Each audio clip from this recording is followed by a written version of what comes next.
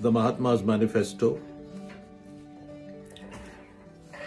Perhaps the most shocking thing that I read in Hind Swaraj, written by Gandhi, was the great man's views on the massacre at Jallianwala Bagh and the genocide of American Indians and Australian Aborigines. Let me quote from my book. And as far as the massacre of Indigenous people in Australia and presumably those of the native Indians in the Americas are concerned, Gandhi appears to suggest that they could have been averted if only those populations had used soul force. How can Gandhi, a man who disputes the uses of history, categorically assert that the exterminated people did not use any soul force? He was not there to be able to testify to this. It is what we would call an ex post facto conclusion without any basis. It's almost as if he is condemning the indigenous people for not using soul force and thinks of Ahimsa as a universal power that can withstand all kinds of brute force. The same attitude emerges even with regard to the most notorious massacre of his own countrymen. In the context of the Jallianwala Bagh massacre, even a large section of British society was horrified at the atrocity.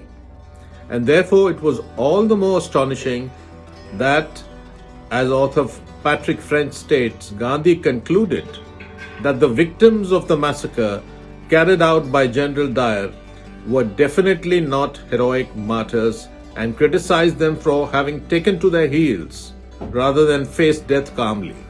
I have a poetic response to the Mahatma's extraordinary views.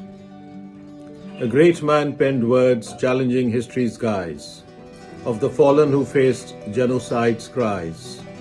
American Indians lost to the dawn, Australian Indigenous, their existence torn. At Jallianwala Bagh, blood soaked the land. Yet to call them cowards? Who could possibly take such a stand?